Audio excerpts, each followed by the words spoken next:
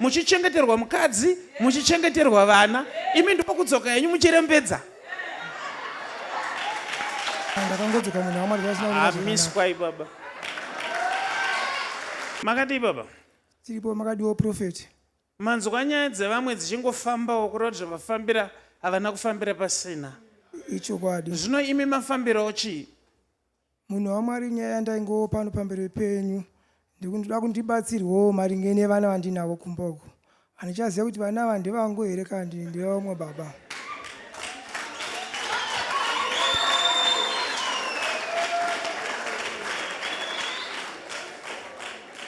Mukurava vana vaminavo nemukadzi wenyu?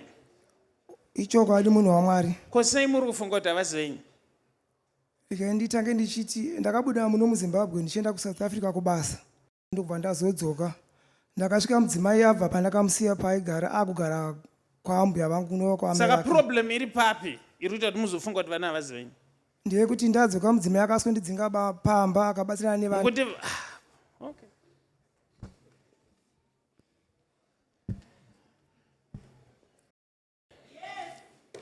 Imi pamakabva pamba makasiya mudzimai achigara pai? Ndakamusiya kwaTairoja kuGlenville. Ndokubva mabhadhara here rent? Handina kukwanisa kubhadhara nekuti zvanga zvakaoma. Ndobva matumira here mari? Handina kutumira zvanga zvakaoma kumasango kwatiri. Kwapa pamakadzoka makadzoka nei? Ndakangodzoka munhu waMwari zvasina kunaka. Miswai baba. Miswai.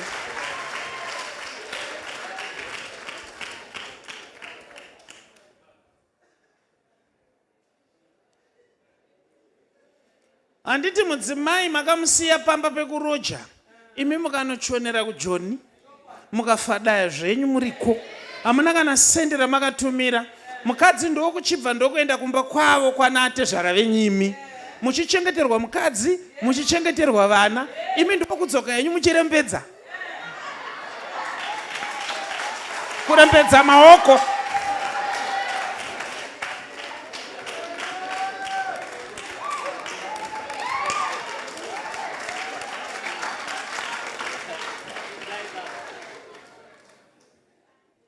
Hakuna chinhu chinorwadza semunhu anongodzoka achirembedza maoko. Miswai.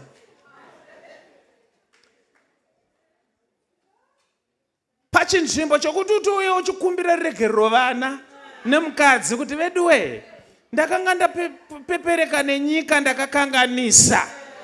Iwe wakutodzoka uchida DNA. Mari yeDNA unozoiwana kupi waitatsa kubhadhara rendi?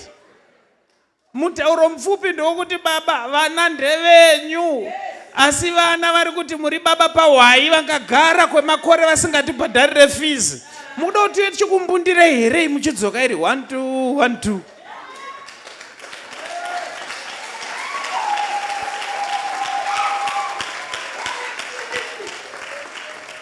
Baba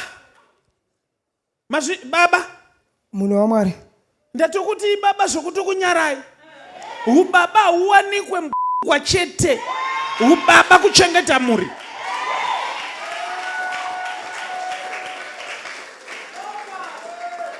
Tinoda vanhu vanochengeta muri yavo isu. Kunzi baba hadzisi ndebvu idzi.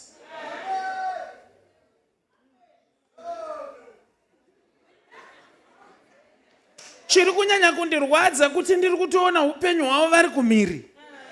Yaibatika mari.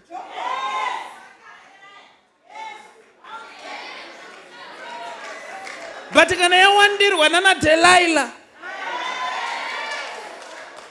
wodzoka uchiti rambai muchinditi baba chete. Baba kupi? Baba vekutemu, Katsambarafuta.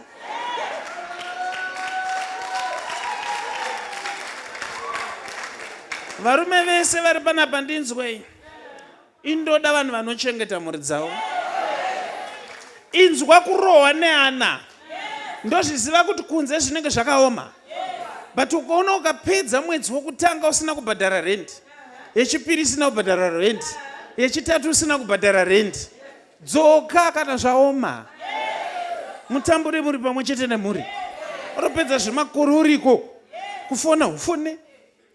Vana chero kuudzwa chi ndiwo unotoda kufonerwa. Vanhu vakati chiregedzai tingoita zvokuti tirarame. Wodzokoti vana havazi kundipa respect. Vana havazi saka chii.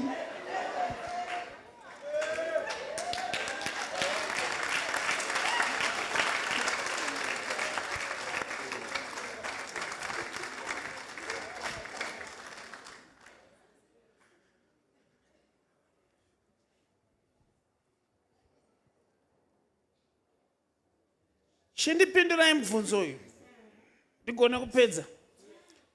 Imi baba, Mwari vakakupai basa nhasi mukaita mari, munondivimbisa here kuti muchachengeta mhuri?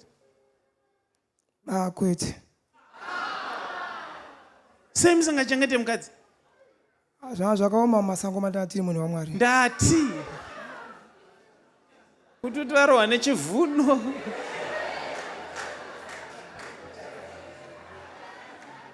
Baba, ndatiko zvinezvi ndikakunamatira izvozvi, mobva manoskuwana basa, munovimbisa here kuti munochengeta mhuri? Ndo chanda kutotanga kutoita, ndadzidza ipapo ndakakanganisa. Wonderful. Varowere maoko. Simudza maoko. Mupei basa achengete mhuri nezita raJesu. Vatangidze upenyu hwavo. Father, I thank you for answering my prayer. In the name of Jesus. Amen. And I'm not gara. Notenda munhu waMwari. Ukanzwa ndakutotenda Mwari kuti mazvita henyu nekundidayira minamato unenge wadayirwa kudhara. Hapana chacha karira pano kamto. Are you ready to dance now? Mutare Revival Night and Prophet Tifredi Yauya. Goodness and Mercy Ministries inokudzirai Mutare Revival Night Musiwe Friday 27 March 2026 pa Queen's Hall padhuze neCivic Center Mutare CBD. Mukana wama one-on-one nemunhu waMwari unenge uripo. Tifonerei pa 0778 059 270 0778 059 270 kana kutibata pa WhatsApp 0786 318 886 0786 318 886. Goodness and Mercy Ministries, the home of prophecy, deliverance, word and prayer.